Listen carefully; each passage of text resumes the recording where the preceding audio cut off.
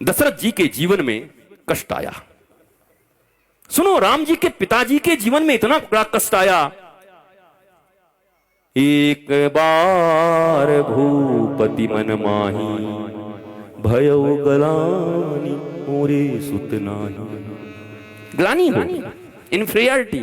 ओ मैं बुढ़ा हो गया, मुझे पुत्र नहीं हुआ, मेरी जिंदगी बेकार हो गई। अब ध्यान देना बेरमो के लोगों, जब दशरथ जी के जीवन में दुख उपस्थित हुआ, कष्ट उपस्थित हुआ, तकलीफ आई, तो एक बार भूपति मन माही, भयो गलानी मोरे सुत नाही। तो क्या किए? मौसा घर गयो महिपाला, फूफा घर गयो महिपाला, दोस्त के घर में गयो महिपाला, मंत्री जी के घर में गयो महिपाला, मुख्यमंत्री के घर में गयो महिपाला। कहां गए? एक बार भूपति मन माही, भय गलानी मोरे सुत नाही। तो दुनिया में कोई याद नहीं आया। और दशरथ जी क्या किए? गुरु गृह गया तुरत माही पाला, गुरु गृह गया तुरत माही पाला। चरण लागे करे विनय विशाला, विनय विशाला, विनय विशाला, विनय विशाला। एक बार भूपति मन माही, भयो गलानी मोरे सुत नाही।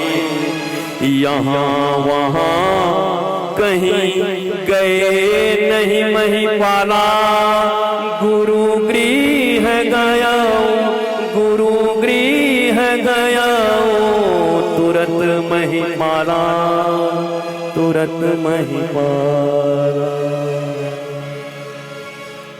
और हम कहाँ जाते हैं? क्यों छापड़िया?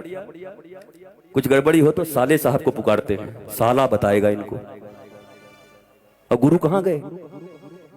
अब राम जी को तो हम बहुत मानते हैं, राम जी हमारे प्राण हैं, और राम जी के पिताजी जो कर रहे हो तुम करने को राजी नहीं हो। उनके जीवन में ग्लानि उपस्थित हुई, कंफ्यूजन आया, तो उसको कंक्लूड करने के लिए अपने गुरु के द्वार पर गए। और गुरु जी ने कहा, धरहु धीर हुई है सुत, तू एक मांगने आए थे, 4 दे के भेजा। दोस्त के पास जाओगे तो पहले ही इतना रो देगा कि तुमको मन करेगा कि 10 रुपए इसको और दे दे, भले ही तुम उधार में हो। इतने चालू हो गए आजकल से। तुम्हारे जाने से पहले ऐसा रो देंगे, माँ का हार्ट अटैक आ गया, और माँ अंदर में बढ़िया रसगुल्ला खा रही है और समोसा, वो कह रहा हार्ट अटैक आ गया। वो आदमी भी सोचता भाई रहने दे, तू ले ले 20 रुपए हमसे, नहीं चाहिए हमको। गुरु गृह गए तुरत महिपाला, जहां से सार्थक संवाद के द्वारा सार्थक हल मिले। अरे टेम्पररी इलाज से नहीं होगा, ये पेन किलर खाते खाते किडनियां खराब हो जाएंगी तुम्हारी। आज तो बहुत अच्छा लग रहा है, दवाइयां खा रहे हो, थोड़ा सा पेन हुआ, पेन किलर खा लिए, हो क्या रहा है अंदर में पता है? मरोगे पक्का, कोई बचाएगा नहीं। ये पेन आ कहां से रहा है? ये दर्द उठ कहां से रहा है? What is reason behind this? Cause क्या है? तो जो सदगुरु होते हैं वो कारण के ऊपर हमला करते हैं, कारण का निवारण करते हैं। किस कारण से इसके जीवन में दुख आया, उस कारण का निवारण करते हैं। ये दोस्त, ये मित्र, ये परिवार, ये रिश्तेदार, ये नातेदार, ये संसार, ये सब तुम्हें टेम्पररी रेमेडी देंगे, टेम्पररी रिलीफ दे सकते हैं। लेकिन अगर परमानेंट रिलीफ चाहिए, अगर निराकरण चाहिए, फिर जीवन में वो दुख दोबारा ना हो, वो ताप न सताए, तो किसी ज्ञानी सदगुरु के चरणों में जाना और पूछना, हे गुरुदेव भगवान, ऐसा दुख उपस्थित हुआ है, मुझे क्या करना चाहिए? और विश्वास रखना, उन्होंने जो कह दिया उस वचन पर, और चल कर देखो। मैं आज भी इस भरे हुए पंडाल में कहता हूं, कोई भी ऐसा करके देखो, तुम्हारे जीवन की समस्या की। और ये कोई चमत्कार नहीं है, he is knowledgeful, he is living master. केवल दाढ़ी और चुंदी बढ़ा करके नहीं घूम रहे वो भिक्षा करने के लिए, नॉलेजफुल मास्टर। वेद वेदांत सिद्धांत, जिन्होंने इस शरीर के साइंस को भी जाना है और जिन्होंने आध्यात्मिक विज्ञान को भी जाना है, material science and spiritual science both, वो दोनों के मास्टर हैं। He is scientist, he is doctor. ये मत समझो बाबा जी आ गए हैं, बाबा जी आ गए हैं। तुम में से जितने लोग बैठे हो, ये जिसमें जितने भी ग्रेजुएट के यहां विद्यार्थी हैं, तुमको केमिस्ट्री, फिजिक्स, जियोलॉजी और बायोलॉजी तो मैं पढ़ा सकता हूं पूरी तरीके से, बिठा के तुम्हारे क्लास कर सकता हूं। जितने ग्रेजुएट बीएससी के छात्र जितने, सबको पढ़ा सकता हूं। But this is material science. दुनिया में आज तक डिप्रेशन की कोई दवा नहीं बनी है। डिप्रेशन की जो भी दवा दी जाती है उसमें 70% अफीम होते हैं, तुम्हें सिर्फ सुलाया जाता है।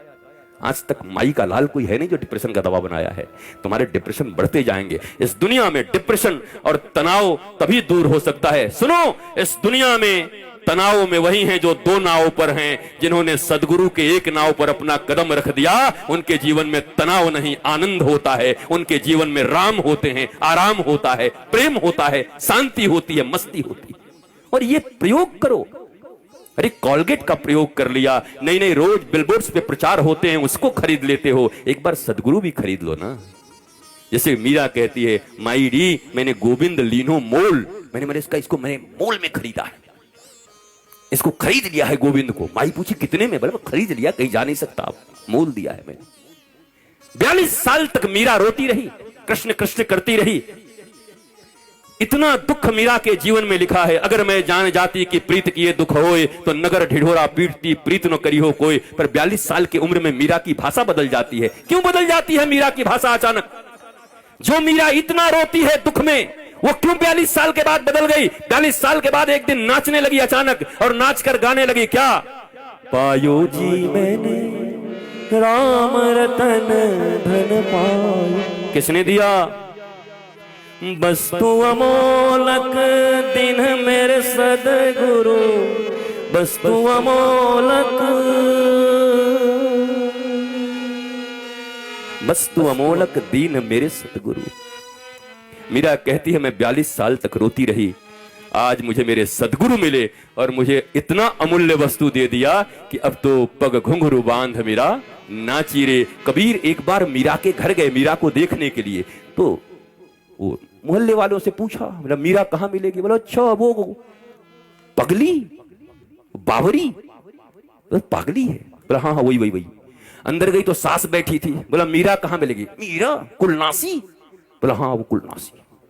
और भीतर कबीर गए तो लोग कहे मीरा भाई बावरी, सास कहे कुलनासी रे। और कबीरा भीतर जाई के देखा तो पग घुंघरू बांध मेरा नाची रे। वो तो मौज से नाच रही थी गोविंद के प्रेम में। दुनिया पागल कह रहा था, कोई कुलनासी कह रहा था। अरे हमसे तुमसे अच्छे तो ये फिल्मी दुनिया वाले लोग जानते हैं जिन्होंने ये गाना लिख दिया। कुछ तो लोग कहेंगे, लोगों का काम है कहना, छोड़ो बेकार की बातों में कहीं बीत न जाए बेरमों की ये सुंदर राम कथा की रहना। इसलिए मन लगा करके राम कथा सुनो, इधर उधर के चर्चा में मत रहो। और जब भी यहां आओ तो परिवार वालों के साथ आओ, पर आते के साथ छोड़ दो पीछे। बोलो तुम उधर बैठो मैं इधर बैठूंगा, पति इधर पत्नी उधर। दिखे नहीं, दिखेगा तो कचकच हो जाएगा। तुम्हारा बहुत मन होगा तो पत्नी का कुछ हो सकता है, घर में कुछ बना के आई आलू चप, वो कथा से जा रहा उधर उसका ध्यान लगेगा, तुमको ऐसे करके राम जी बन गए क्या, आज ही ऋषि बन जाओगे, चलो। इसलिए जब आओ एकांत बैठो, न मित्र के साथ बैठो न परिवार के साथ बैठो, क्योंकि किसी दिन तुम्हारी बात जम जाएगी सदगुरु के साथ, ठाकुर के साथ। और अगर कोई मंथरा जैसी बुद्धि वाली हो सकता उस दिन रही तो जमेगा नहीं, सब बर्बाद हो जाएगा उसी दिन। आबाद होते होते बर्बाद हो जाओगे। इसलिए जीवन में कथा सुनने का नियम यही है, जितासना, पहले आसन को जीतो। हमारे पांव फ्रैक्चर हैं, देखो पांव टूटा हुआ है, उसके बाद मैं इतनी लंबी यात्राएं कर रहा हूं। डॉक्टर कह रहा है गुरुजी क्या करोगे, जान दे दोगे अपना? हमने कहा भाई अब वही रघुकुल रीत सदा चली आई, प्राण जाए पर वचन न जाई। हमने भी अनूप को वचन दिया है, अब प्राण रहे चाहे जाए मैं जाऊंगा तो जरूर, चाहे कुछ भी हो जाए। वचन तो नहीं तोड़ूंगा, कुछ हो जाए वचन नहीं तोड़ूंगा। बिल्कुल परमिशन नहीं है किसी डॉक्टर के द्वारा, मतलब सब परमिशन के बाहर मुझे जाना है। और राम कथा करेंगे तो मुझे पक्का विश्वास है इस दुनिया में आज तक भगवान राम से बड़ा वैद्य कौन हुआ है? वो तो शरीर के रोग तो छोड़ो, दुनिया के हर रोगों की दवा उनके पास है। राम कथा करके ही सबसे निरोगता पाई जा सकती है, सुन के भी और कह के भी निरोगता पाई जा सकती है। पर सुनो तो दिल से सुनो। ये मुफ्त में मिला है ना, इसलिए इसकी कीमत नहीं समझते तुम। पर तुम अभी मेट्रो सिटी में होते, और अब हमने जो कार्यक्रम तय किया है, और अब जब लोग वहां बड़े बड़े टिकट और ये लेकर के आते हैं ऑडिटोरियम में, तो खचाखच भरे रहते हैं और पूरा वसूल करके जाते हैं। अरे इतना पैसा लगे, वसूल के जाएंगे, वो फ्री में दे दो। अच्छा ये बाबा जी हैं, हाँ ये जटा इनका ओरिजिनल है कि नकली है हो? और तेरे को इससे क्या मतलब भैया? हमारा असली है चाहे नकली, हमारा है। भला है बुरा है जैसा भी है, मेरा पति मेरा देवता है। तुमको क्या लेना इस जटा से? हम कोई जटा छोड़ के यहां जाने वाले हैं कि भाई हमारी जटा की रक्षा करना? तो अजीब अजीब सवाल हैं लोगों को। जटा ओरिजिनल है कि नहीं है, ये बाबा जी के हाथ में ये क्या है? आधे लोग तो पूरा सोशल मीडिया इसी पे पड़ा, इसका राज बता दो। हम कि इसका राज बिल्कुल ये लगेगा तब बताएंगे, ऐसे नहीं बताएंगे। गलत जगह आपके इंटरेस्ट होते हैं। अगर आपका इंटरेस्ट हो, व्हाट आई एम सेइंग, मैं क्या बोल रहा हूं आपसे, वो सुन लोगे तो बात बन जाएगी। पर ये बड़ा कठिन है सुनना, श्रवण बहुत कठिन है। सती नहीं सुन पाती, तुम क्या सुनोगी? शंकर भगवान जैसा वक्ता, और शंकर जी गए अपने ऋषि कुंभज जी के पास गुरु मान करके कथा सुनने, और सती कहती है हम विश्वनाथ की पत्नी है, हमको कथा सुनाएगा बाबा? 2 कौड़ी का, 2 कौड़ी का बाबा। और वो हालत भई सती की कि अगर आज की भाषा में बात करोगे तो सारे चैनल पर ब्रेकिंग न्यूज आता, और सती ने अपने नैहर में आत्महत्या की, क्योंकि अग्नि में कूद गई थी। इतना अपमान हुआ, इतना अपमान हुआ बहनों के द्वारा। कोई बहन, एक बहन का आईएएस से विवाह हो गया, और एक बहन बेचारी वो चपरासी से विवाह हो गया। तो जब आईएएस वाले के पास ही चपरासी वाली जाएगी, तो अपनी ही बहन एक माँ के पेट से जन्म लिए हुए कहते दीदी हमारे बच्चे तो ना इसके बिना सोते नहीं है, जरा उनको थोड़ा दूर कर दो ना, इनको पसंद नहीं है, हाइजेनिक रहना चाहते। हाइजेनिक, हाइजेनिक, ये कैसे रिश्ते हैं? ये कौन सा रिश्ता है? इसलिए शायद ये गाना मुझे बहुत अच्छा लगता है। कसमें वादे प्यार वफा सब नाते हैं नातों का था।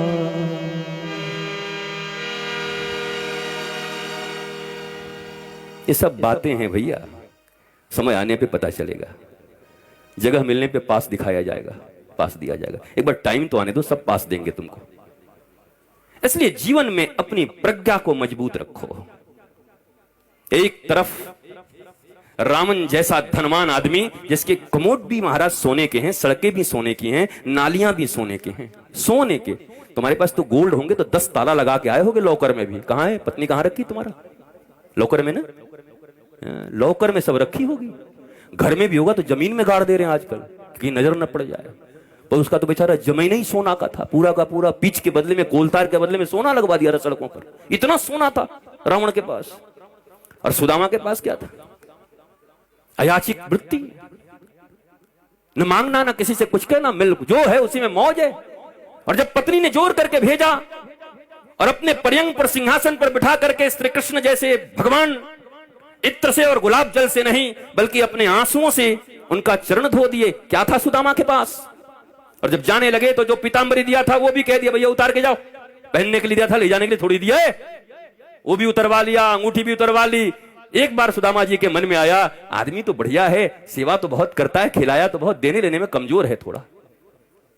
हम लोग ऐसे ही हैं, हम यहाँ कथा करने आए हैं, खूब बढ़िया सेवा हुआ कर दो, और जाते समय लिफाफा नहीं दे तो कहें कि बड़ा कमजोर हो गया लगता है ये मंगल। हालांकि ऐसा होगा नहीं, ऐसी कोई इच्छा भी नहीं है।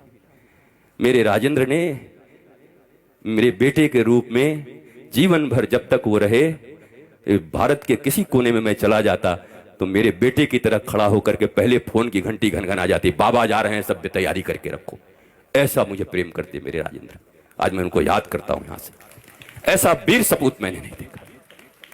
दल के दलदल में मैं नहीं फंसता, साहब दल के दलदल की बात नहीं है, ये बात तो दिल की है। और यहां दल के दलदल में फंसने में नहीं आया, और दल के दलदल से ऊपर उठ करके अपने दिल के राजा राजेंद्र के पास आया हूं, जिसने जीवन भर न जाने गुरु रूप में कितनी सेवा की है, उनके द्वार पर आया।